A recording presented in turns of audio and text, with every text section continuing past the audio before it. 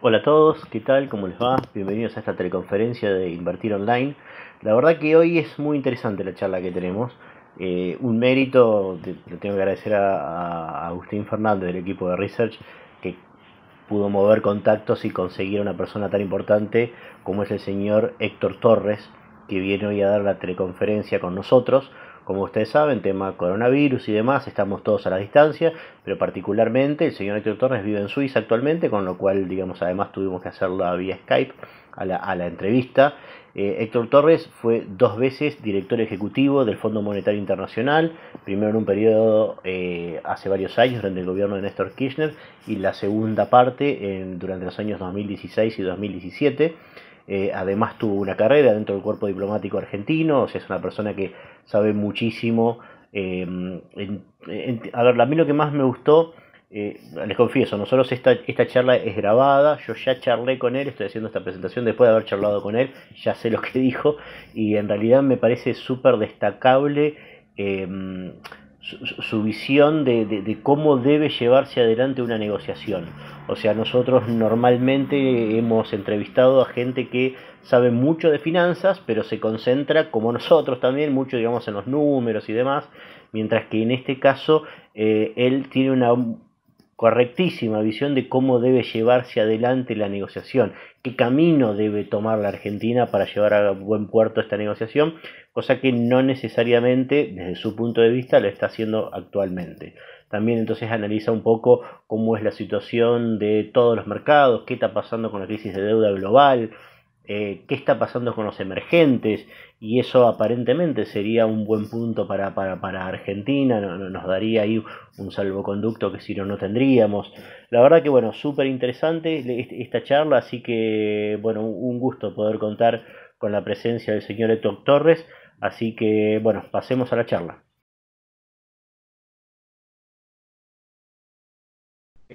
Nos acompaña entonces, como conté recién, Héctor Torres, que durante muchos años fue el representante de Argentina ante el Fondo Monetario Internacional. Está viviendo en Suiza, ¿no? En este momento, Héctor.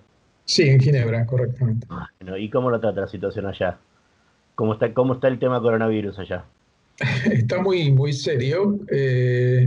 Una gran cantidad de gente afectada por millón de habitantes, pero estamos en cuarentena, pero es una cuarentena un poco más relajada, pues se puede salir a hacer deporte.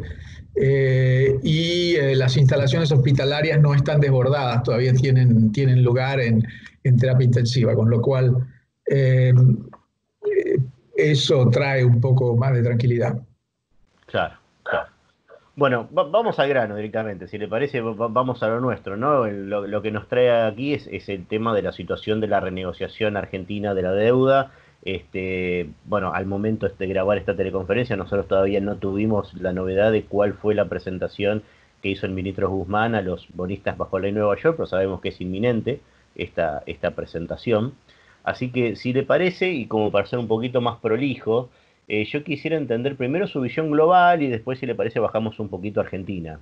Entonces, concretamente, es inevitable que hablemos de entrada de coronavirus y qué impacto está teniendo en la economía y qué impacto va a tener en la economía. ¿Usted qué visión tiene sobre el asunto? Bueno, el nivel de incertidumbre nunca fue tan grande como en este momento. No sabemos cuánto va a durar el coronavirus, no sabemos cuánto dinero va a insumir, cuánta inversión en temas sanitarios fundamentalmente va a insumir. No sabemos tampoco cuál va a ser el monto de todos los estímulos que se están dando en este momento para contener las consecuencias económicas, ya sabemos que son muy altos, particularmente en los países de economías avanzadas. Eh, y tampoco sabemos cómo va a ser la economía después de esto. O sea, lo que sí sabemos es que la factura va a ser muy alta. Y Claro. también sabemos que en los países de menos ingresos, incluyendo los emergentes y los países en desarrollo, por supuesto, ha habido una gran fuga de capitales, se calcula en 100 mil millones de dólares eh, en los últimos 2 meses y medio, eh, fundamentalmente de activos financieros de corto plazo, Sabemos que han tenido que aumentar el gasto, sabemos que ha caído la demanda, por lo tanto ha caído sus exportaciones, han caído los precios de los commodities, de modo que es una tormenta perfecta esto. Y también sabemos que a la pandemia o se le gana en todos lados o no se le gana.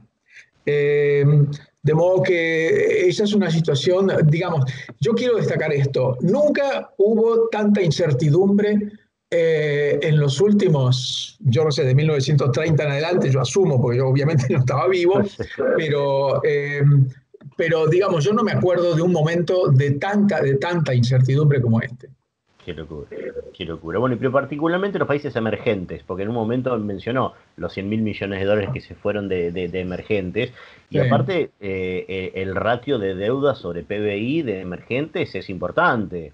Entonces también está el tema de si pueden seguir saliendo a tomar deuda en un momento donde hay un risk-off, donde ya ese ratio es alto.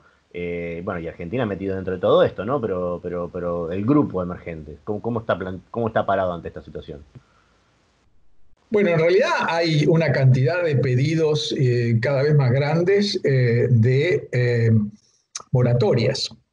Sin ir más lejos, ayer salió un editorial muy importante de Carmen Reinhardt y de Rogoff, de Kenneth Rogoff, que fue Chief Economist del Fondo Monetario, en el cual está diciendo, miren, es miope pensar que los países emergentes y los países en desarrollo van a poder hacer frente a la deuda externa y califica como externa toda deuda emitida bajo ley de Nueva York o ley de Londres.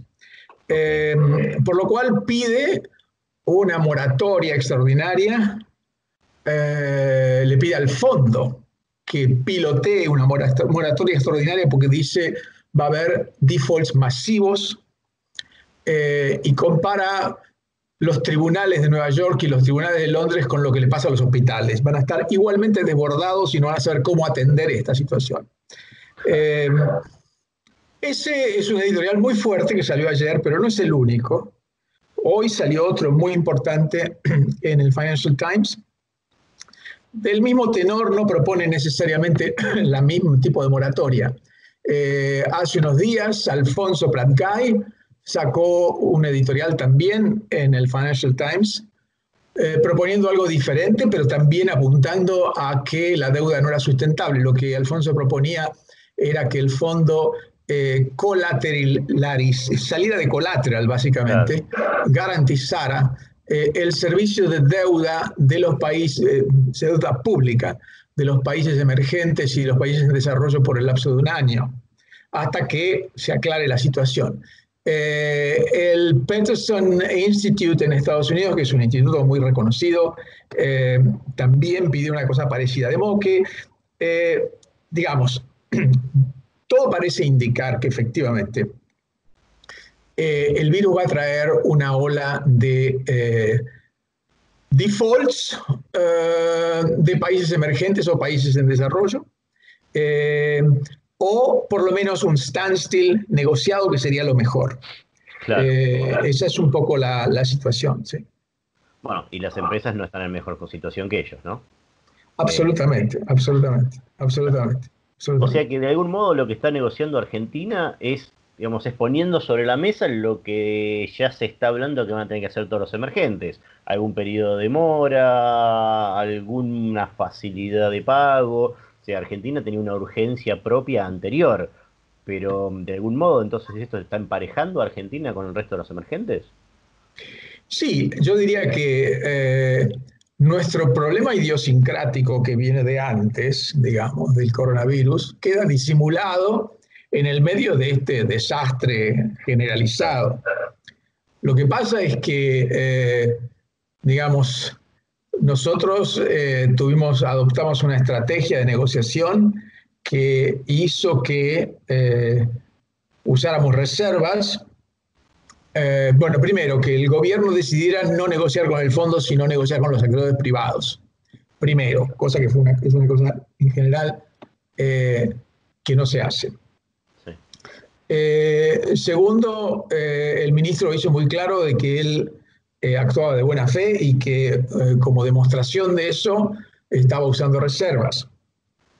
Hoy estamos en un escenario que el peor escenario sería justamente presentar una oferta que fuese rechazada y que eso nos encuentre sin reservas y sin un backstop, sin un apoyo financiero del Fondo Monetario Internacional. Le hace, es una especie de, eso aumenta enormemente nuestra vulnerabilidad. De modo que, bueno, sí, a su pregunta, efectivamente, en el medio de un desastre generalizado con incertidumbre por todos lados, lo nuestro pasa a ser una anécdota dentro del escenario internacional.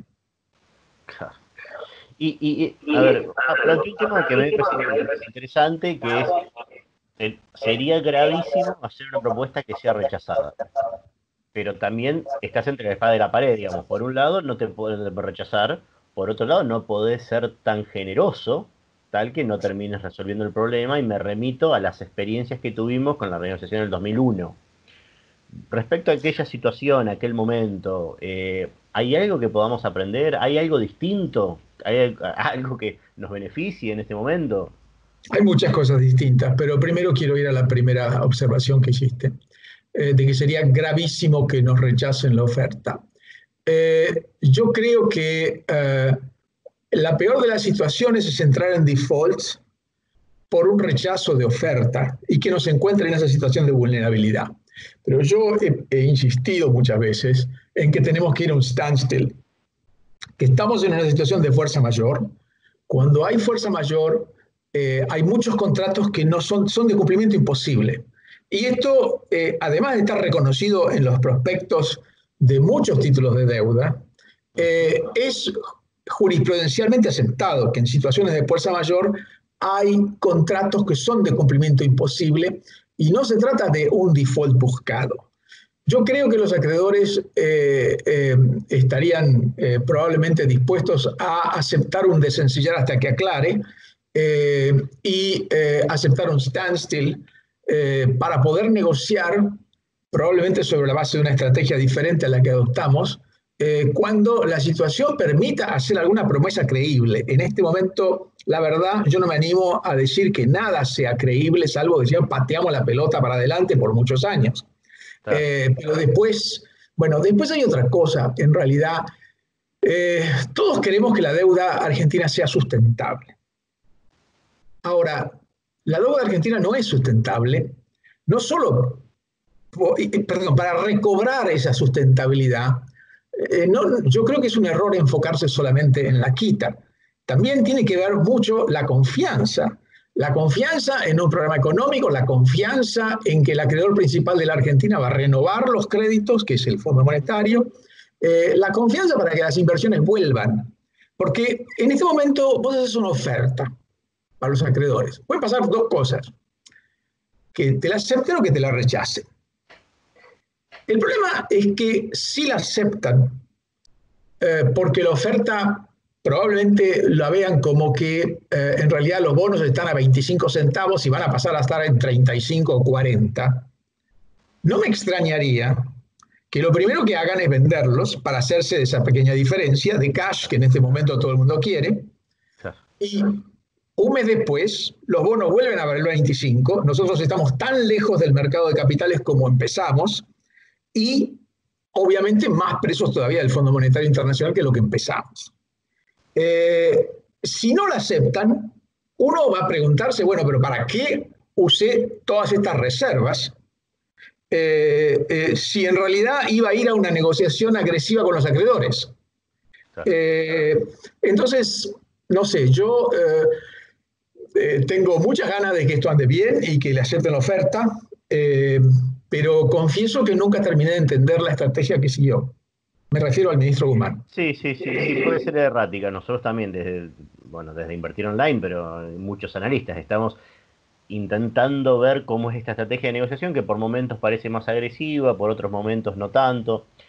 Perdón, me remito a una cosita que dijo antes porque me gustaría que quede bien claro también para que todo el mundo lo entienda. Usted habló de estrategia standstill. ¿Podría explicar un poquito más qué implica eso? Bueno, Lo primero es reconocer de que en una situación de fuerza mayor, y una pandemia evidentemente es una situación de fuerza mayor, los contratos financieros no se pueden cumplir en sus condiciones originales. Lo segundo es reconocer que con este nivel de incertidumbre no hay ninguna promesa que pueda ser creíble. Y no es responsable hacer un acuerdo que uno no sabe si va a poder cumplir y los acreedores no saben si el deudor lo va a poder cumplir. Claro. Con lo cual, lo más razonable es ponerse de acuerdo y decir, vamos a hacer un paréntesis. No va a ser un default agresivo. Es más, si en realidad es un paréntesis consensuado, como están pidiendo muchos analistas internacionales, y mencionamos estos editoriales recientes, yo creo que estamos evitando un default. Estamos reconociendo que estamos en una situación en la cual no podemos pagar simplemente porque nadie puede pagar. Yo preferiría que la Argentina llegue a esa situación a través de una negociación con los acreedores, y si la negociación fuera imposible, a través de una determinación antes de que me rechacen la oferta, de que las razones de fuerza mayor hacen que uno no pueda cumplir con los contratos en sus condiciones originales, y pide un paréntesis. ¿Por qué? Porque aún si eso fuera un standstill impuesto por la Argentina, y aún si eso diera lugar a un incidente de default y se dispararan los CDS y fuéramos a un juicio y los buitres compraran, estaríamos en muchísimas mejores condiciones ante un litigio internacional, entrando en una cesación de pagos por una razón de fuerza mayor que nadie puede poner en duda, claro, que entrar en un default porque hicimos una propuesta agresiva que en realidad no aceptaron los acreedores. Después hay que convencer al tribunal de que en realidad defaulteamos porque en realidad era una situación de fuerza mayor, y no, es todo una estrategia diferente. Yo por eso justamente creo que es el momento de sencillar hasta que aclare. Me hubiera gustado que dejáramos de usar reservas mucho antes, particularmente cuando empezó la pandemia. Me hubiera gustado que toda la estrategia hubiera sido diferente, que hubiéramos empezado por... Hay algo que quiero dejar muy en claro. Toda negociación siempre termina reflejando el poder relativo de los que están en la mesa de negociaciones. Yo he sido diplomático muchos años, sigo siendo diplomático, estoy retirado, y siempre lo primero que me enseñaron es, antes de sentarte en una mesa de negociación, tenés que hacer dos cosas: entender muy bien cuál es el interés de la persona que tenés enfrente, y sobre todo, juntar toda la munición posible que tengas y no regalar ninguna. ¿Okay? Cuando te sentás en una mesa de negociación con un acreedor privado, y el acreedor privado sabe que el fondo lo que te da es un apoyo retórico, pero no te da un centavo, y sabe que no te quedan más que un mes y medio de reservas disponibles, un mes y medio de importaciones, sí, de reservas disponibles, estás en una situación de extrema vulnerabilidad. A eso se agrega el coronavirus. Claro.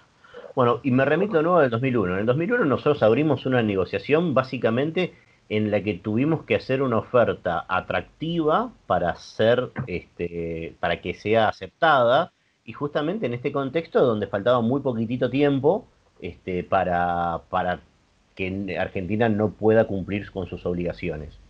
¿Qué podemos aprender de ese momento para no caer en los mismos errores? Bueno, hay muchas diferencias con el 2001. Digamos, el 2001 las tasas de interés eran más altas que las de ahora, eso es algo en contra, pero en el 2001 había una economía mundial que funcionaba. China acababa de entrar en el OMC, estaba creciendo a tasas extraordinarias, absorbía una cantidad de importaciones, una cantidad de commodities fenomenal, los precios de los commodities empezaron a subir, es decir, la economía mundial estaba de nuestro lado, eso estaba claro. Más allá de eso, tampoco teníamos las obligaciones fiscales que tenemos ahora, porque como sabes bien, desde hace unos años ha aumentado enormemente el gasto previsional al incorporarse mucha gente que no había hecho aportes. Teníamos una gran pobreza, más o menos como la que hay ahora. Una economía en recesión, es cierto, ahora también, venimos de 2 años de economía en recesión. Eh, Teníamos un ministro de Economía estelar, no me animo a decir lo mismo. Eh, en fin, yo creo que esa es la comparación que veo con el Claro, 2001. La más grave de todas es que efectivamente estamos en el medio de una economía internacional que lo único que hace es generar más recesión. claro, claro, claro. Esto no era la situación, no era la situación. Eh, por eso uno podía incluso prometer un GDP warrant, como lo llamaban, un warrant vinculado con el producto, que los acreedores en su momento no valoraron, porque efectivamente las posibilidades de crecer eran muchas. Claro, Hoy claro. las posibilidades de crecer, la verdad, no se ven por el momento, ¿ok? No se ven esas. O sea que yo sé que el gobierno está considerando lo mismo y probablemente sea bueno, depende cómo esté diseñado, no estoy muy seguro que el nuestro hubiera estado bien diseñado en ese momento, pero si lo diseñan bien, es una forma de hacer que los acreedores se transformen en socios. A mí no me Claro, desagrada esa idea. El problema es que en este momento no hay ninguna proyección económica que sea creíble. claro. Sí, sí, sí, sí, claro. Y yo le quiero hacer una última pregunta y con esto me redondeo, así tampoco no le tomo tanto más de su tiempo. Mm. Yo quisiera, a ver si usted me puede explicar, sencillo, digamos, para la vida diaria de los argentinos. Se abren dos caminos aquí. Un camino feliz, digamos, o menos infeliz, que es Argentina logra salir con éxito de esta renegociación y más o menos volvemos a un plan financiero, digamos, sustentable. La otra alternativa es que esta negociación falle y Argentina deba caer en default. Entonces, escenario uno, escenario 2. 2021 para el día a día de los argentinos. ¿Cómo va a ser en un escenario y en otro? Pues yo creo que hay un error en esa pregunta, A perdóneme. ver. Sí, sí. El error es el supuesto de que acá lo más importante es la negociación con los acreedores por el tema de la deuda. Le hace, si conseguimos una buena quita, zafamos. Eso no es cierto. Eso Ujú, no es cierto. ujú, Nuestro problema de deuda no se arregla con la quita. ujú. Tenemos un problema de crisis recurrentes. La verdad, el mejor escenario que me puedo imaginar es una Argentina que emerja de esta pandemia unida, no necesariamente detrás del gobierno, pero sí detrás de la idea de que tiene que tener políticas de consenso que ataquen el problema de raíz de por las razones por las cuales nos endeudamos y no podemos servir esa deuda. Y no es porque los acreedores no nos hagan quita. Pasa otra cosa muy diferente. Cada vez que Claro. crecemos, entramos en un déficit de cuenta corriente. Aparece alguien que dice lo financiamos con, con deuda, para hacerlo muy corto, porque hay varios problemas Ujú. en el Sí, medio, sí, sí. Sí, sí. y finalmente caemos en lo que caemos. Yo creo que para tener un escenario optimista, lo que tenemos que hacer es generar confianza. Eso no se arregla con una quita. Este es un error que yo creo que el gobierno está cometiendo, que es Ujú. enfocarse en uno de los elementos que son necesarios para que la deuda sea sustentable. Guzmán habla de sustentabilidad todo el tiempo, pero como Sí, si eso dependiera solo de la quita. Depende de qué vamos a hacer nosotros con nuestra economía, en primer lugar. claro. Depende de la negociación con el fondo, en segundo lugar, que es el acreedor privilegiado con el cual tenemos una concentración de vencimientos absolutamente imposible. Y hasta ahora lo único que conseguimos es que diga lo que todo el mundo sabe, que la deuda argentina, así como está, no es pagable. Y que Sí, en consecuencia hace falta una quita. Bueno, hace falta una quita, pero hace falta muchas otras cosas más. claro, Entonces, claro. concentrarse en la quita solamente es un error incluso de negociación, porque la peor negociación es la negociación en la cual entras en un juego de suma cero. Lo que gana el otro es lo que pierdo yo o viceversa. Ahí no hay forma, es una negociación terrible. En Claro. realidad, yo por eso creo que está todo mal iniciado. Ahora apareció la pandemia, tal vez tengamos la oportunidad de poner el cuenta kilómetros en cero de nuevo, espero, y empezar con una estrategia diferente. Yo creo que la pandemia nos da esa oportunidad.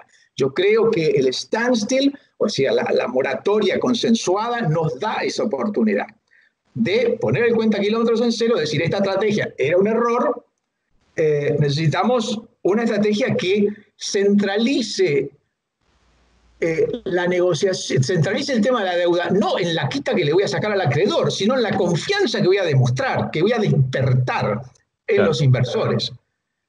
claro. Yo, perdón, prometí que la anterior era la última pregunta, pero debo una repregunta en base a lo que dijo.